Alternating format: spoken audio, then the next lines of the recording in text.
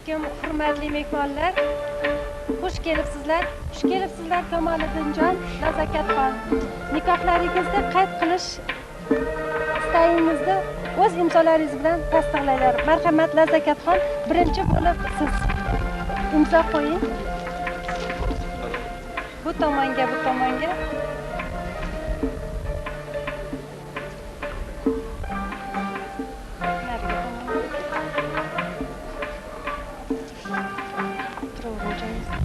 Kamoliddin.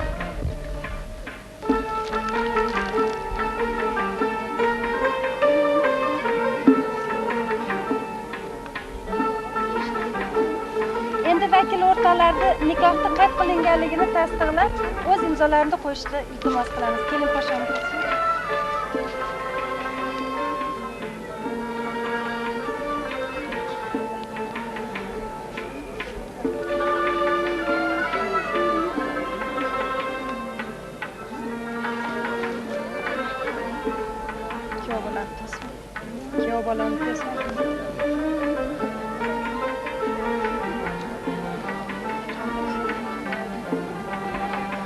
Rahmat. Hurmatli Kamoliddin, Nazokatxon, O'zbekiston Sir nikoh va oila qonuniga muvofiq sizlarning nikohlaringiz bugun qayd qilindi. Sizlarni bitta oila, ya'ni Qurbonovlar oilasi deb e'lon qilamiz. Sizlar uchun hamma narsa umumiy, mehnat, quvonch, baxt. Shuning uchun doim baxtli yashanglar, baxtli bo'linglar. Endi esa davlat nikoh daftarini topshirish uchun shahar soveti deputati Mahmudxon aka Dadaxonovga beramiz. Marhamat.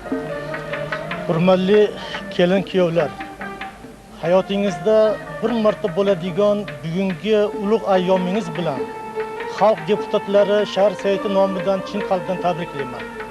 Sizlar mana bugun yangi oila qurdingiz. Bugundan boshlab bir-biringizga bo'lgan muhabbat umrbod bo'lsin, bir-biringizni hurmat qiling. Bo'lajak farzandlaringizni haqiqiy zamonamizning davriga mos qilib tarbiyalaysizlar ishonch bildiramiz. Shu bilan birga o'zlaringizni, ota-onalaringizni hurmat qilib, ular bilan doim inoq yashashlaringizni iltimos so'raymiz.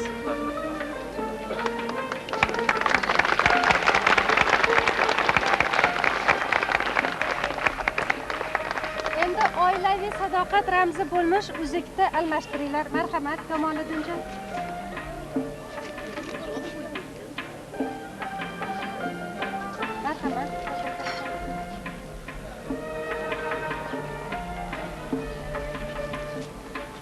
Hurmatli Kamoliddinjon, Nazokatxon, sizlarni shu yoshga keltirib, voyaga yetkazgan ota-onalaringizga biz ta'zim qilamiz.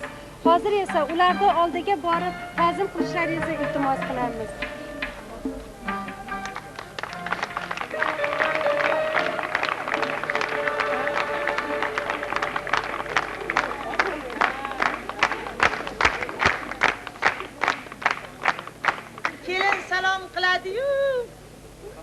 Jo'li dashni gul qilgan, ikki yoshni bir qilgan, tinchlik qo'rg'onin qurgan zamonamizga salom.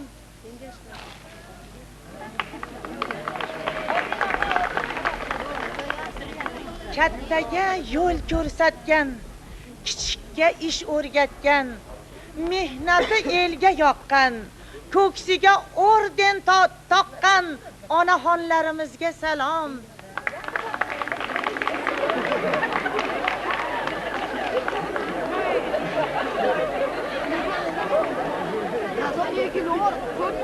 Qosh ko'zi porpiragan o'ynagan, umr bo'yi halol xizmat, o'yin kulkiga to'ymagan Marg'ilon go'zallariga salom. Axloq odobda oliy, Marg'ilonimizning shunqori, go'zal qizlar xaridori bo'lgan kuyov bolajonlarga salom.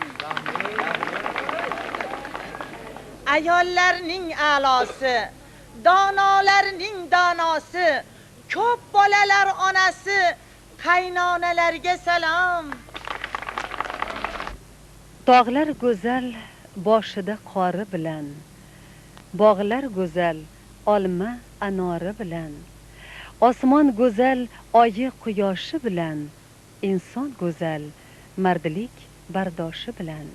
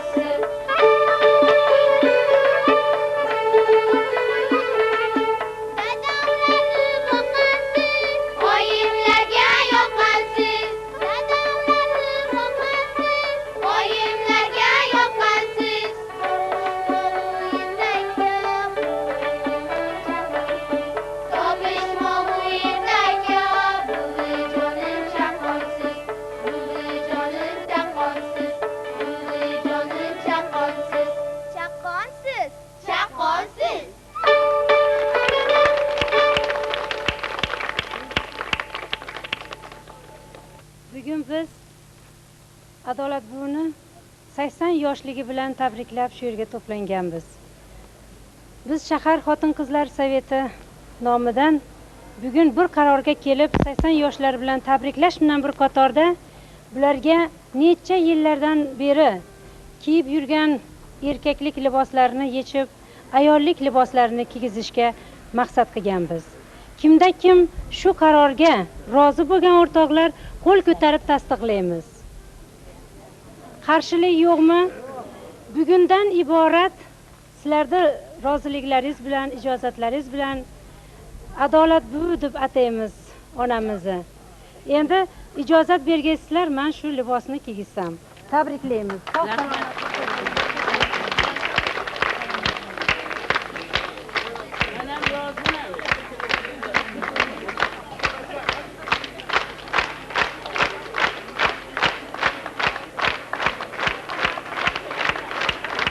80 bahorni ko'rgan Adolatxon opa mana hozir o'z saflariga qaytdilar. Zaynab aka juda darhaqiqatdan chiroyli gaplarni gapirdingiz. Rahmat. Mana onaxonimiz, Adolatxon opamiz, qolaversa qorakamiz. Mana bugundan boshlab o'z liboslarini kiyib, onaxonlik vazifalarini ado etishga o'tdilar. Albatta. Demak, siz bilan men ham hozir mana shu o'rtadagi o'tirgan opaxonlar oldida bir qani ikkovimiz ham kampirlar libosini kiyib ko'raylikchi, kampir bo'lalamizmi yo'qmi? Ha, ba'zi bir xilga ig'vogar, chaqimchi, uni menga yomonlovchilar bo'lib qoladi. Keyin kichkina gapni ham katta qilib bo'rtirib gapiruvchi, arzimagan narsaga ham qarg'anuvchi opalar bo'lib qoladi.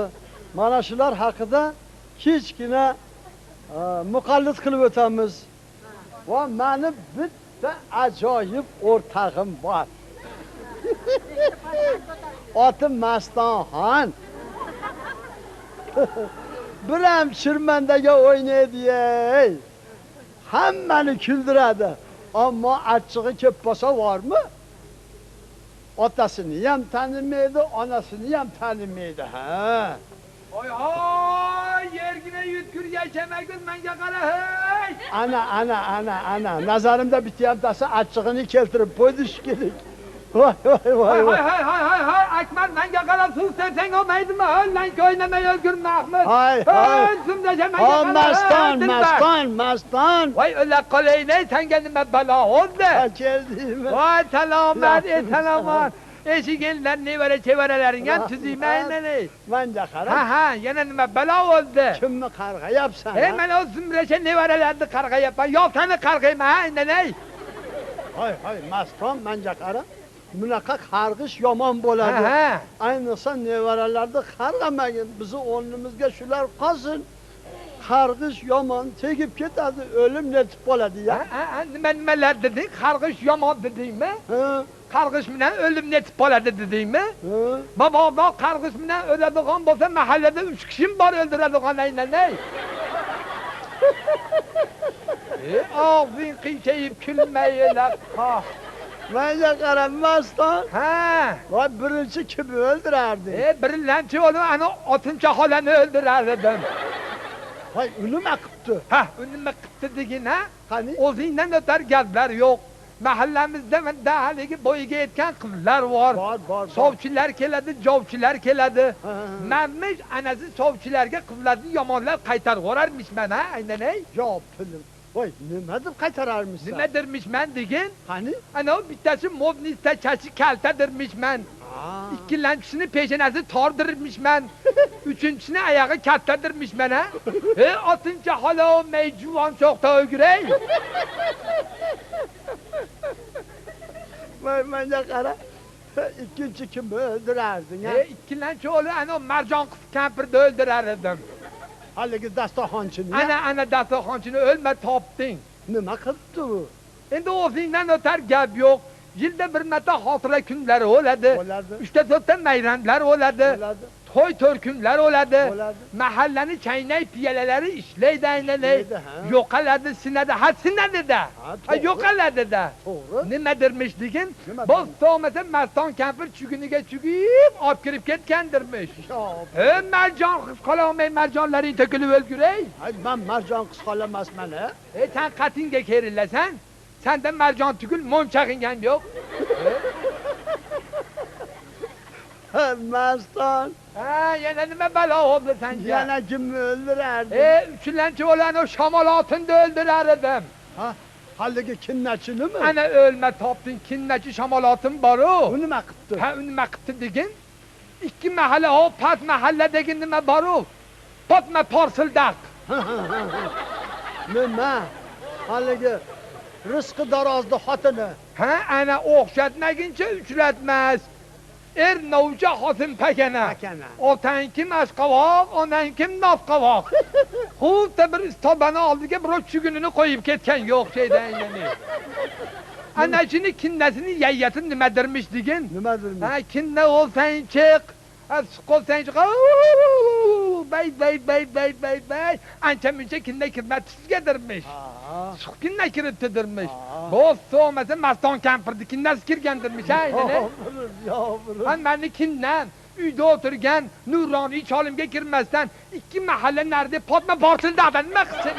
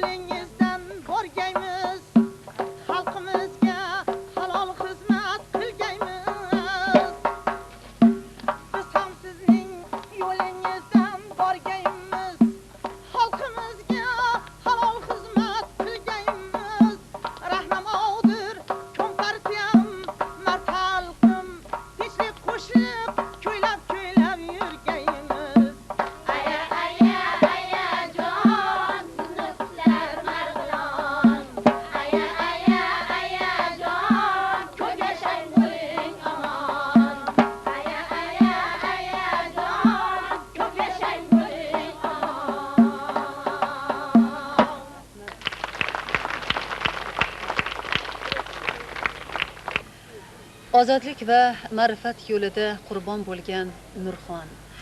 Respublikamiz san'atini yuksaltirishda o'z hissasini qo'shib kelgan, hormay, qolmay mehnat qilib kelgan san'atkorlarimiz, SSSR xalq artistlari Tamara xonim, Saodat Qobulova, Gavhar Rahimovalar hamda marhum Mukarram opa Turg'unboyevalar kabi san'atkorlar bilan marg'ilonliklar haqli ravishda faxrlanadilar.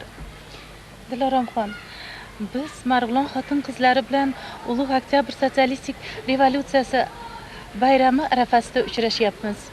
Ularning bir qanchalari revolyutsiyadan keyingi bo'lgan Sovet hokimiyati o'rnatish davrida kurashga qatnashgan. Bulardan mana bir nechtalari bizni bugungi bazmimizda qatnashishyapti. Mana masalan Chinnixon aya Ibragimova, Soraxon opa Kaplanova bor edilar, Isokboyeva, Sharofat opa Baltaboyeva, Nabiyeva, Marhamat opa Ibragimovalar bor edilar. Mana bugun 80 yoshga to'libsiz. Qutlug' yoshingiz muborak bo'lsin. Aziz do'stlar, Adolat opa ayol boshi bilan erkak libosini kiydi. Shuning uchun bo'lsa kerak marg'ilonliklar Adolat opani Qori aka deb atashardi. Lekin mana shu ayol libosini kiyish niyati bormidi Adolat opa? Bor edi. Chunki men o'sha xotin-qizlarda ozodlik yillarida hujum komissiyalarida ko'p so'yilgan odamlarni o'z ko'zim bilan ko'rdim. Ozodlik qurboni bo'lganlarni. Shular shu ozodlik qurbonlariga qarshi ularning ishiga to'sqinlik qilish, xotin-qizlarimizni ozodligi uchun kurashishda men shu organga kirib, o'shalarni qonun bilan javobgarlikka tortish, xotin-qizlarimizni ozodligiga yo'l to'sqinlik qilgan kishilarga qarshi kurashishni niyat qildim. Shu niyatimga komsomol meni nafrat qildi. O'sha vaqtda shu kurashlarga olib bordim, hujum komissiyalarida qatnashdim, hamma kampaniyada qatnashdim. Komsomol yo'llanmasini ichki ishlar ministrligiga yubordi. Shunga kirib men davlatimizni ham ichki dushmanlardan mudofaa qilish, Sovet hukumatini O'zbekistonda mustahkamlash ishida kollektiv bilan birgalikda o'z hissamni qo'shdim. Shu bilan birga bosmachining qoldiqlarini topishda jonimni ayamasdan o'sha kollektiv bilan birga qo'limga qurol olib kurashdim. Adolat opa, nima uchun siz erkak libosini kiyib yurdingiz? Endi menga shunday deyishdiki, shu borib ketayotgan joying juda og'ir joy, bosmachining qoldiqlari ko'p. Sana ayolligingdan foydalanib kuchsizlashmasin. Shuning uchun erlar kiyimini kiygin dedi. Ham ot minishga to'g'ri keldi. Bir yog'imizda qilich, bir yog'imizda nima to'pponcha ham naliga meshok deymiz. Endi hozir esimdan chiqibdi. Shu otga minish oson bo'lsin uchun men erlikka kiyimini kiydim, ham xotin kishiligimni yashirdim. Lekin mana bugun sizning to'yingiz ekan, qutlug' yoshingiz muborak bo'lsin. Biz ham marg'ilonliklar qatorida sizni mana shu muborak yoshingiz bilan tabriklaymiz. Sizga sihat, salomatlik, uzoq umr tilaymiz. Marhamat Chinnixon opa. Mana biz Toshkentdan yetib keldim. Boshqa o'rtalar Qo'qon shahridan keldi. Bir qancha o'rtalar bu kishining hurmati uchun mana shunday ajoyib bir kunlarida, xursandlik kunlarida yonma-yon o'tirib birga shu kunlarni o'tkazyapmiz. Bu albatta katta minnatdormiz. Bizga bo'lgan xotin-qizlarga bo'lgan, keksalarga bo'lgan hurmat uchun biz minnatdormiz.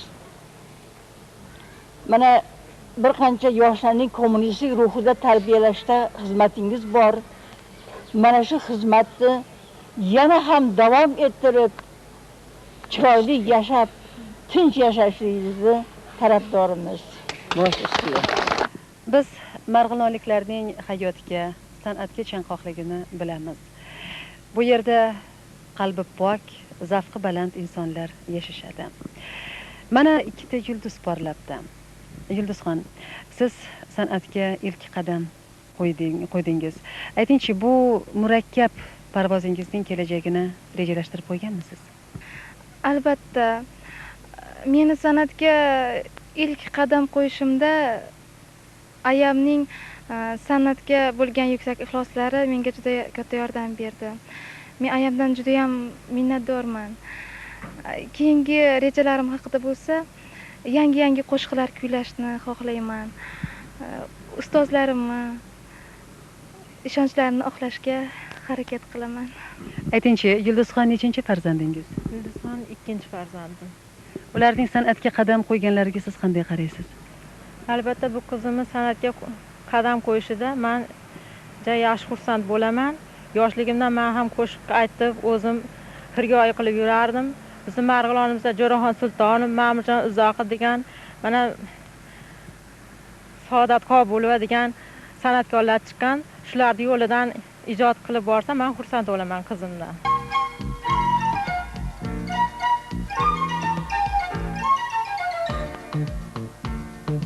Bir ko'rdim, lol bo'ldim, evoh ajab hol bo'ldim. Birinchi va so'nggi bor oshiq beqaror bo'ldim. Bir ko'rdim, lol bo'ldim, evoh ajab hol bo'ldim. Birinchi va so'nggi bor oshiq beqaror bo'ldim. Tashlama o'zimni yor, yoshlama ko'zimni yor, yoshlama ko'zimni yor, yor. Tashlama o'zimni yor, yoshlama ko'zimni yor, oshiq beqaror bo'ldim.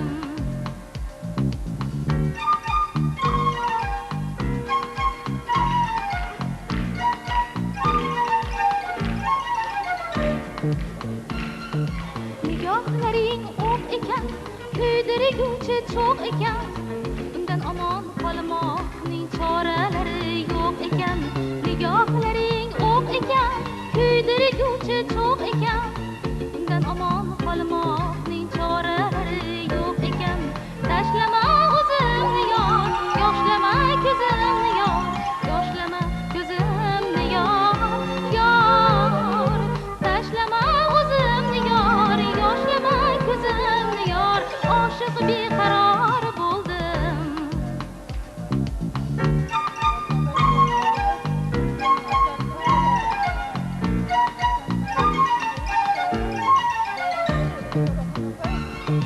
Osmondagi oymi ay, uchiroyga boymi ay, meni shul ko'yga solgan mehrli chiroymi ay.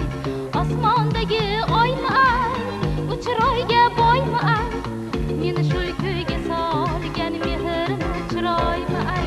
Tashlama o'zimni yor, yoshlama ko'zimni yor, yoshlama ko'zimni yor, yor. Tashlama o'zimni yor, yoshlama ko'zimni yor, oshiq beqaror bo'ldim. Oshiq beqaror bo'ldim. Oshiq beqaror bo'ldim.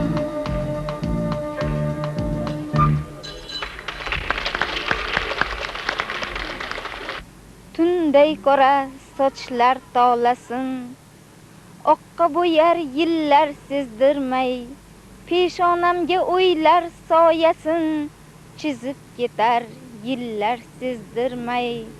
Ko'zimdagi o'tli nigohim sokinlikka aylanib borar, hislar sig'may titragan bag'rim tashvishlarga ko'nikib qolar. O'zgaradi umrimning fasli, yoshlik o'tar bahorday jo'shqin, umrim fasli, go'zallik asli, davrim berar hayotga talqin. Marg'ilon shahar xotin-qizlarining ijtimoiy hayoti va mehnat faoliyati haqida so'zlab berishni biz Marg'ilon shahar partiya komitetining birinchi sekretari Habibaxon Yo'lchiyevna Muhizzinovani iltimos qildik. Marhamat. Shahrimizda xotin-qizlarni ijtimoiy foydali, zavqli mehnatga, havaskorlik ijodiyotiga, madaniy tadbirlarga jalb etish uchun ancha ishlar qilinmoqda. Xotin-qizlarimizning ish joylarida asosan ish sharoitlarini yaxshilab berishga shu shahar partiya komiteti oldida juda ko'p vazifalar turibdi. Ayniqsa bizda ayollarimizni ishlashi uchun bog'chalar muammosi birinchi o'rinda turibdi. Chunki bog'cha qurilishlarimiz keyingi yillarda ancha jadallagani bilan baribir navbatda bog'chaga balani joylashtirish uchun 9000 dan ortiq ayollar turishibdi. Bu esa bugungi kunda biz 550 o'rinli bog'cha qurayotgan ekanmiz.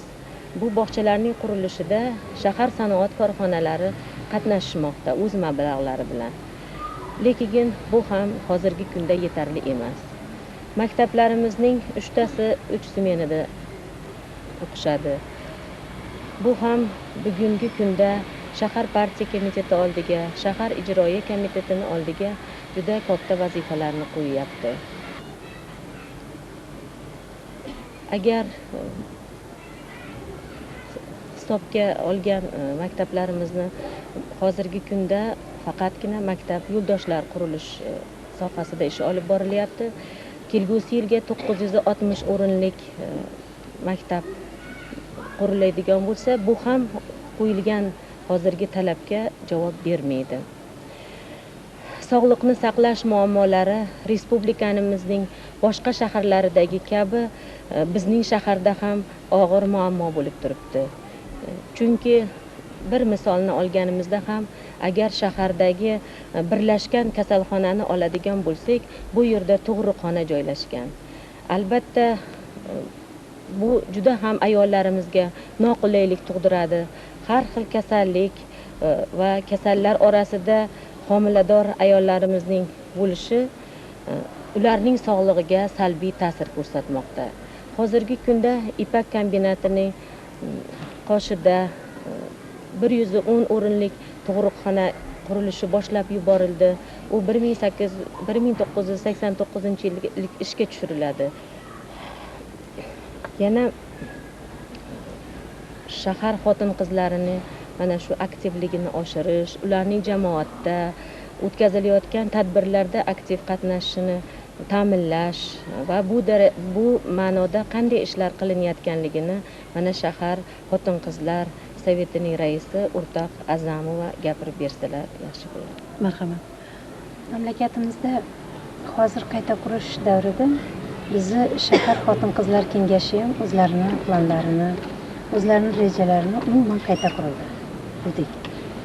Bunda planlarimizda ilgari rasmiyatligi uchun saylangan xotin-qizlar sovetlari bo'ladigan bo'lsa, hozir keng mas'uliyatni ularga topshirib qo'yib, har bir mahallalarda, korxonalarda tuzilgan xotin-qizlar kengashining raislari, a'zolarini har bir joylarga bizni shahar xotin-qizlar kengashlarining a'zolaridan bittadanlarini bog'lab qo'yganmiz. Bu ham katta mas'uliyatli ishlarni olib borishda katta yordam beryapti. Endi biz asosiy ishlarimizni shu hozir Habibulloh aytib ketdilar, ayollarimizni turmush madaniyatini oshirishga qaratganmiz.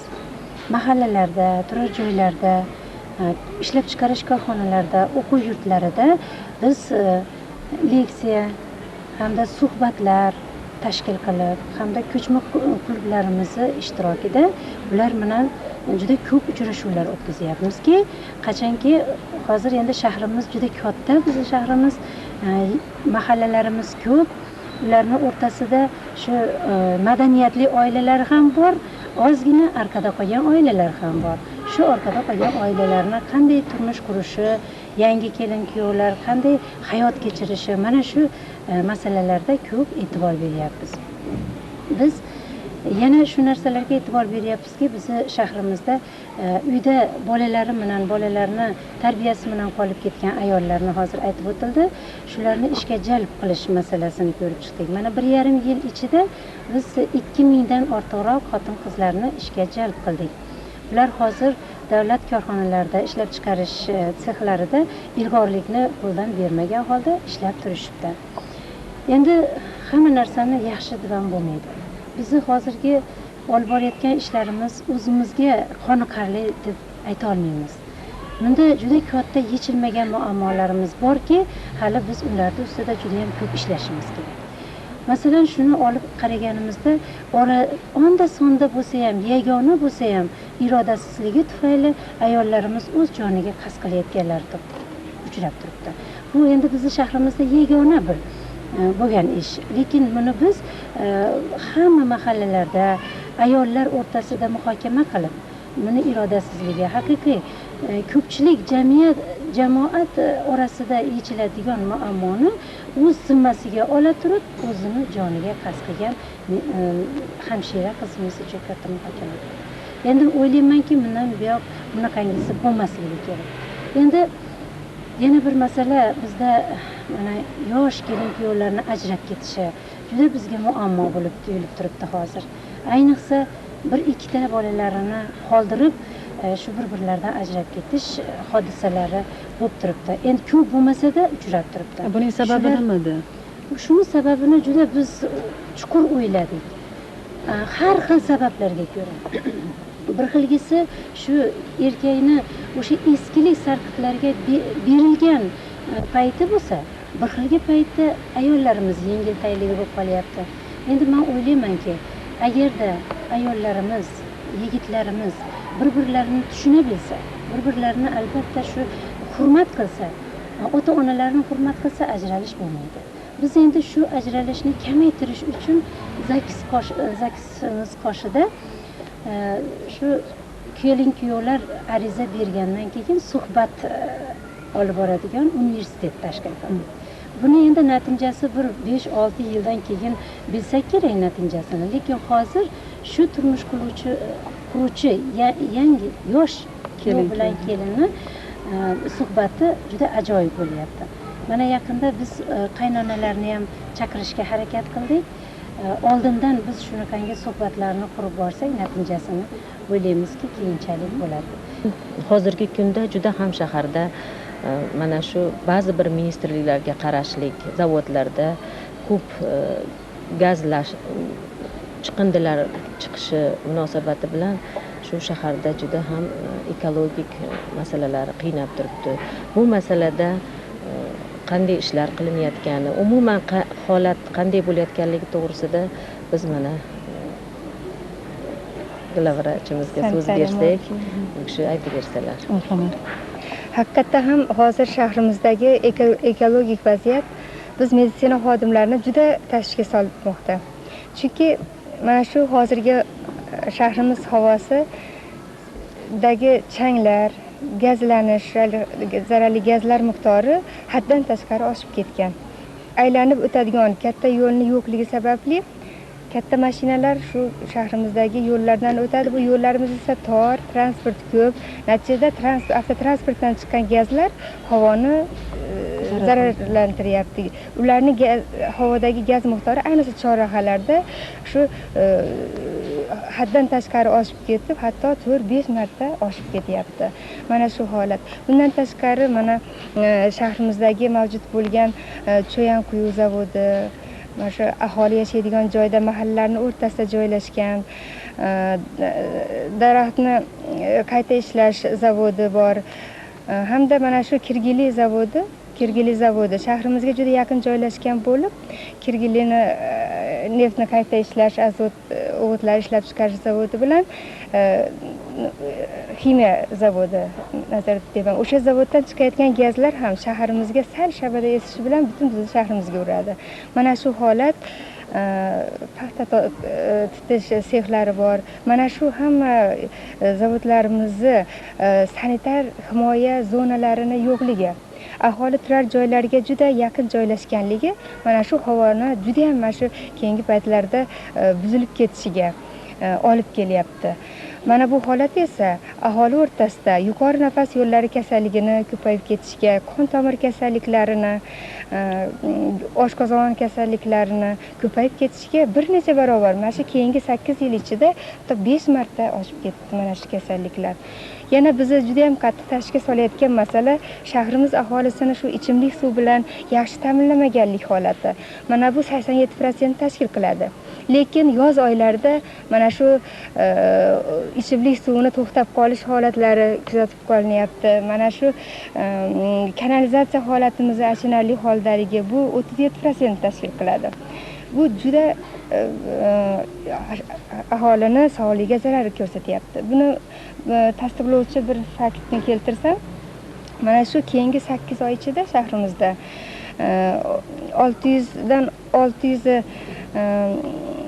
608 ta virus negativ qayd qilingan bo'lsa, shulardan 74tasi kommunal xo'jalik uylarida yashovchi odamlardan. Qolgan qismi esa xususiy uyda yashovchi odamlardan aniqlandi. Qarang, 431 ta oshqozon ichak kasalliklari qayd qilingan bo'lsa, shulardan 74tasi kommunal xo'jalik uylaridagi odamlardan qayd qilindi. Qolgan 398tasi esa xususiy shaxsiy xonadonlardan qayd qilingan.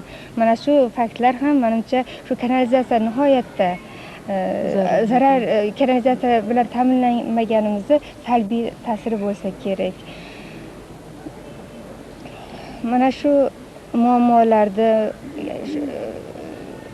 tegishli ministerliklar yordamida O'zbekiston Akademiyasi olimlari, ilmiy tekshirish instituti olimlari bilan birgalikda hamda yuqori tashkilot rahbarlari bilan birgalikda tezroq hal qilsak, yana ham maqsadga muvofiq bo'lardi. Mana shu hozirgi shahrimizdagi sanitariya holati hech talabga javob bermaydi. Mana shu hech kechiktirib bo'lmaydigan muammolardan biri. Chunki mana shu nima sabab shunga? Mana sanitariya holatini mana shunday farovon sharoitimizda biz ta'minlay olmayapmiz. Sababi shahrimizdagi avtodor mehbasa tashkilotida maxsus transportlar bilan ta'minlanishi hammasi bo'lib 48% tashkil qilar ekan. Mana shu 48%ni ham 16 ta transporti ishlamaydi, haligi yaroqsiz, ishga yaroqsiz. Benzin bilan ta'minlanishi esa 50% ni tashkil qilar ekan. Axir bu ahvolda qanday qilib biz shaharda, mahallalarda, turar joylarda sanitariya holatini yaxshilaymiz? Axlatlarni planli ravishda olib chiqib tashlash, aholini toza joylarda. Mana shunday haligi toza havo dardga davo degandek qanaqa qilib biz propaganda qilamiz? Aholini sog'lom havodan yaxshi nafas olib, toza havoni o'zi yo'q. Toza havodan nafas olinmagandan keyin qanday qilib biz insonlarning umrini uzaytirish haqida g'amxo'rlik qilamiz? Agar yildan yilga bolnitsalarni qurishni ko'paytiraversak, boshqa mablag' sarflanaversa ham, bu holda agar mana shu ekologik muammo, sotsial vazifalarni hal qilmasak, davlat hech qanaqa buni bir insonlarga foydasi yo'q, bu nimasi yo'q. Shuning uchun asosiy tub mashinaga olib kelayotgan masalalarni hech kechiktirmasdan hal qilsakkina, shundan keyin bizni aholimiz sog'lom, bizni shahrimiz ayollari yanada sog'lom, nafosatli, go'zal, o'z ayollarimiz juda go'zal. Mana shu vazifalar hal qilinsa, yana ham ayollarimizni quvonchiga quvonch bo'lib, yana ham nafosatliroq bo'lardi. Munojotxon Botirova Vladimir Ilich Lenin nomidagi birinchi Marg'ilon bolalar uyining direktori. Marhamat, Munojotxon Botirova. Hurmatli ayollarimiz, opa-singillar, qizlarimiz, bugun mana shahrimizda tantana, nafosat bayramini o'tkazyapmiz. Nafosat deganda ayollarning go'zalligi, umuman go'zallik to'g'risida gap ketadi. Ammo men shuni aytmoqchimanki, go'zallik tashqi qiyofasi emas, balkim odamlarda ichki dunyosi chiroyli bo'lish kerak, ichki dunyosi boy bo'lish kerak. Endi bugun balkim noqulaydir shu gaplar. Bir xil ayollarimizni tashqi ko'rinishi go'zal bo'lgani bilan ichki dunyosi gaday desa bo'ladi. Ichki ko'rinishi shunday yomonda, endi go'zallikdan hech gap gapirish mumkin emas. Nega desalaring, shu ayollar shafqatsiz deb aytaman men bularni. Vijdonsiz, mehrsiz o'z bolalarini tashlab maishat qilib yurishadi. Shuning uchun hozir bolalar uyida bola kamayishi o'rniga negadir ko'payib ketyapti. Davlatimiz albatta bolalarni tashlab deydi. Mana bizning bolalar uyimizda hamma sharoit bor. O'qishga, tarbiyalanishga, o'sishga.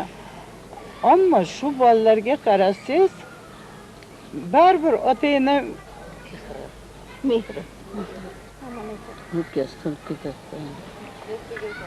Zarurligi.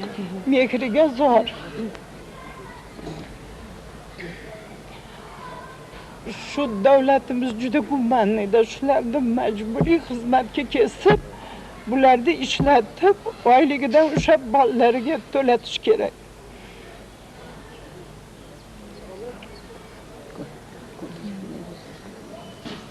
Shunday bolalar borki, qarab turib yig'laysiz. Rahmingiz keladi shularga.